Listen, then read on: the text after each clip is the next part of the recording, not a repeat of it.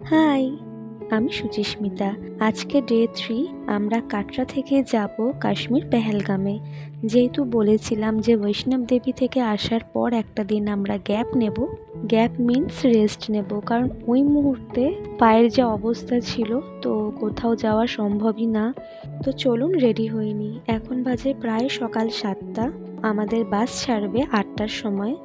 আর যদি আমি এখানে ঠান্ডার কথা বলি, এখানে কিন্তু সেরকম ঠান্ডা একদমই ছিল না। আমার স্নান হয়ে যাওয়ার পর আমি বলতে পারেন পুরোটাই রেডি। আর বিশাল এখন উঠলো এত লেটে, তাই আমি ওকে তাড়া দিচ্ছি যে তাড়াতাড়ি করে রেডি হয়ে নাও, কারণ সবারই একসঙ্গে বেরোনোর ব্যাপার আছে।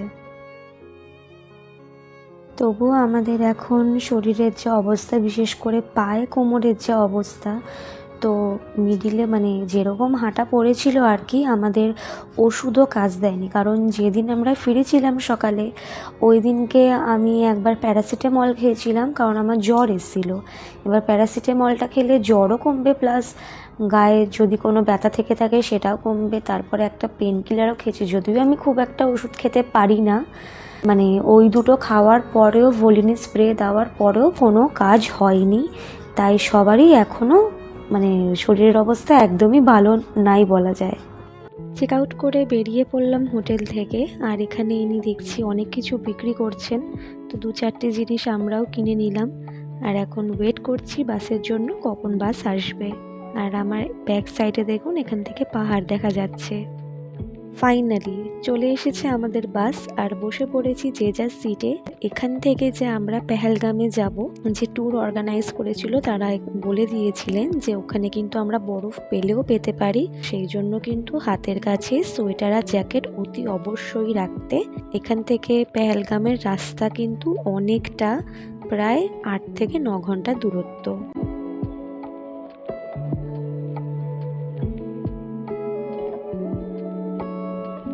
প্রথমেই বলেছিলাম যে কাটরাতে কিন্তু ঠান্ডা একদমই ছিল না, আর এখানে হচ্ছে সেরকম রোদের তেজ, মানে দেখেই বুঝতে পাচ্ছেন, মানে লিটারালি স্কিন জ্বালা করছে, এতটা রোদের তাপ।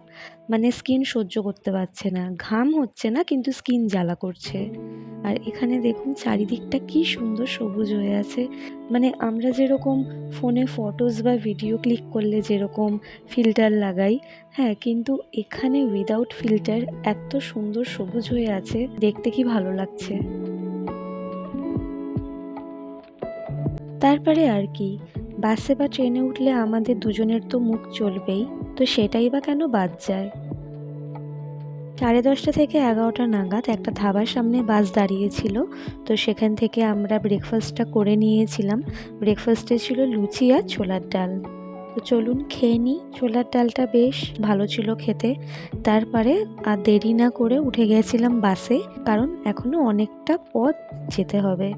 আর এমনিতেও রোদের যা তাপ ছিল, সেই জন্য এমনিতেও দাঁড়ানো যাচ্ছিল না। আমি চারিদিকে এই পাহাড় গাছপালা যতই দেখি, আমার মন আর ভরে না। চলুন আমরা একসঙ্গে এই ভিউটা এক্সপ্লোর করি।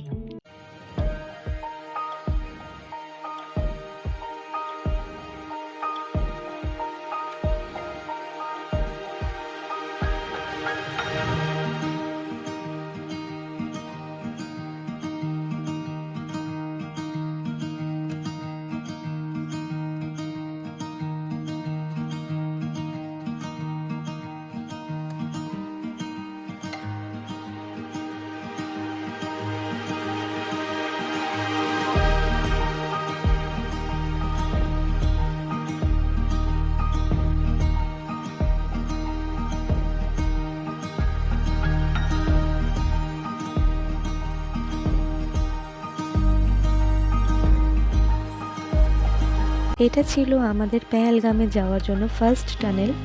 তো যেহেতু ভিতরে অক্সিজেন সেরকম খুব একটা হয় না, তার মধ্যে ডাস্টেরও ব্যাপার, দুই সাইডে দেখছি দেখছি কাজ হচ্ছিল, তো সেই জন্য ভীষণ ধুলোবালিরও ব্যাপার ছিল। তো সেই জন্য কাজ বন্ধ করে নিয়েছিলাম। আর টানেলটা ছিল বেশ বড়, প্রায় 15 থেকে 20 মিনিটের কাছাকাছি টানেল থেকে বেরোতে টাইম লেগে গেছে। আর টানেলটা পার করার পরের এই ভিউ, আমি জানি না এটা কিভাবে চেঞ্জ হয়। যাই হোক, এইটা হচ্ছে পেহেলগামে যাওয়ার স্টার্টিং পয়েন্ট। তো বাস এখানে একটা ধাবার সামনে দাঁড়িয়ে পড়েছিল, কারণ আজকে দুপুরে আমরা এই ধাবা থেকেই লাঞ্চটা করব। আর এখানে মারাত্মক হাওয়া দিচ্ছে, মানে প্রচণ্ড হাওয়া দিচ্ছে, ওয়েদার হঠাৎ করে চেঞ্জ হয়ে গেছে, ঠান্ডা লাগছে। এই জায়গাটাতে আর রোদের কোনো তাপই নেই। আর যে সেই ওপরে দেখতে পাচ্ছেন পাহাড়ের মাথায় বরফ দেখা যাচ্ছে।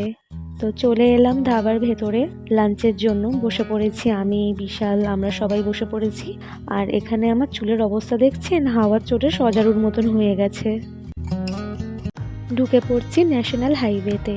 আর হাইওয়েটা পার করার পরে দেখতে পাচ্ছি চারিদিকের ওয়েদার আর ব্যাকগ্রাউন্ডটা হঠাৎ করে চেঞ্জ হয়ে গেছে। অপোজিট সাইডে দেখতে পাচ্ছি সাদা বরফে ঘেরা পাহাড়, দেখতেও কি ভালো লাগছে। আর অবশ্যই ওয়েদার চেঞ্জ হয়ে গেছে, হঠাৎ করে ঠান্ডা লাগছে। তো সেই জন্যই বলেছিল যে গরম জামা কাপড় যেন সঙ্গে ক্যারি করে নিই, যদি বরফ নাও দেখতে পাই। এটা হচ্ছে এখানকার স্টেশন, রেলওয়ে স্টেশন। আর আমি এই জায়গাটার ব্যাপারে কিচ্ছু বলবো না। এবার চলুন একসঙ্গে আমরা এই জায়গাটা এক্সপ্লোর করি। এইখানে দেখুন বড় বড় জমি আর সর্ষে ক্ষেত ছাড়া কিছুই চোখে পড়ছে না। এখন বাজে প্রায় 6টার কাছাকাছি। আমাদের এখানে শীতকালে 6টা বাজা মানে অনেকটাই অন্ধকার হয়ে যায়, মানে মিনিমাম 4:30 থেকেই ভালোই অন্ধকার নেমে আসে। আর এখানে জানি না ফোনের ক্যামেরায় কতটা বোঝা যাচ্ছে, অতটাও কিন্তু অন্ধকার হয়নি। আর সেই যে দেখুন পাহাড়ের মাথায় চাঁদ মামা উঠে আছে, আর অপোজিট সাইডে কিন্তু সূর্য মামা উঠে আছে। আমি যদি সেটা ফোনে তুলতে পারিনি, তো দুটোই একসঙ্গে উঠে আছে, জিনিসটা কিন্তু দেখতে বেশ ভালো লাগছে।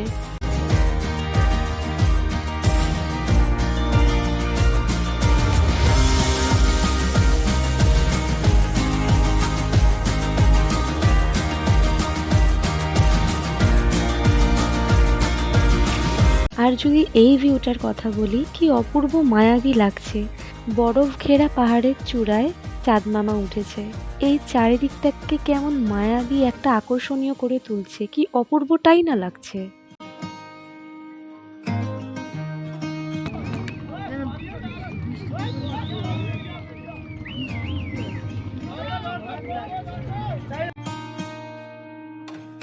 বিশাল তো এখানে সিটে ঘুমিয়েই পড়েছে, সবাই আর কি ভীষণ টায়ার্ড, যেহেতু এতটা রাস্তা।